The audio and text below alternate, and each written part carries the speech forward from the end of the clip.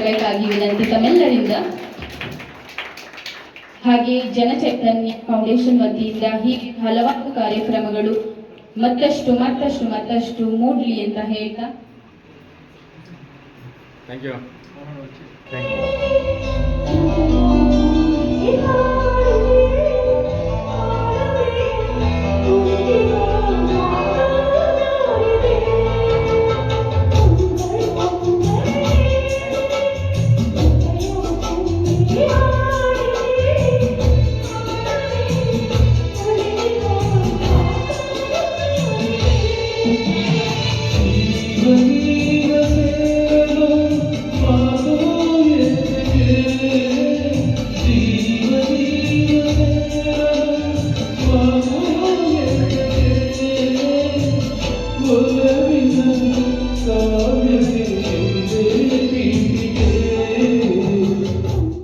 ಲಕ್ಷ್ಮಣ್ ಅಂತ ಜನಚೈತನ್ಯ ಫೌಂಡೇಶನ್ನ ಅಧ್ಯಕ್ಷರು.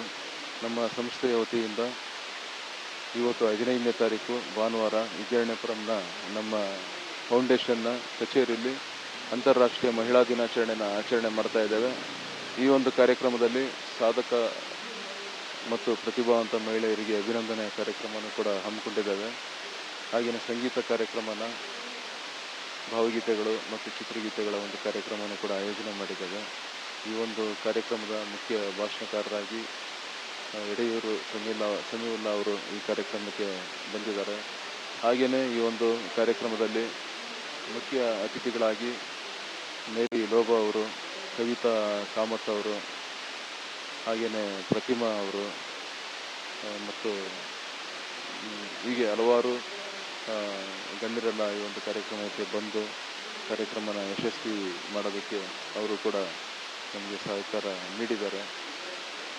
ಈ ಸಂದರ್ಭದಲ್ಲಿ ಅವ್ರನ್ನೂ ಕೂಡ ನಾವು ಅವ್ರಿಗೂ ಧನ್ಯವಾದಗಳನ್ನ ತಿಳಿಸ್ತಾ, ಈ ಒಂದು ಮಾಧ್ಯಮದವರು ನೀವು ಕೂಡ ನಿಮ್ಮ ಮಾಧ್ಯಮದ ಮೂಲಕ ನಮ್ಮ ಒಂದು ಕಾರ್ಯಕ್ರಮನ ಸಾಕಷ್ಟು ಜನರಿಗೆ ತಲುಪಿಸೋಂಥ ಒಂದು ಕೆಲಸ ಮಾಡ್ತಾ ಇದ್ದೀರಾ ಅಂತ ಹೇಳ್ತಾ ಈ ಒಂದು ನನ್ನ ಒಂದು ಮಾತುಗಳನ್ನ ಮುಗಿಸ್ತೇನೆ.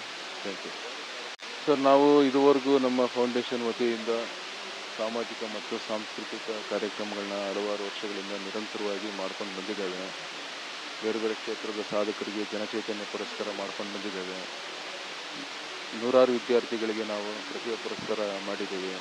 ಹಾಗೆಯೇ ವಿಚಾರ ಸಂಕಿರಣ ಇರ್ಬೋದು, ಸಾಂಸ್ಕೃತಿಕ ಕಾರ್ಯಕ್ರಮಗಳು, ಸಾಕಷ್ಟು ಹವ್ಯಾಸಿ ಕಲಾವಿದರಿಗೆ ಇದುವರೆಗೂ ನಾವು ವೇದಿಕೆ ಒದಗಿಸಿ ಅವರಿಗೆ ಒಂದು ಪ್ರೋತ್ಸಾಹ ನೀಡುತ್ತಾ ಬಂದಿದ್ದೇವೆ.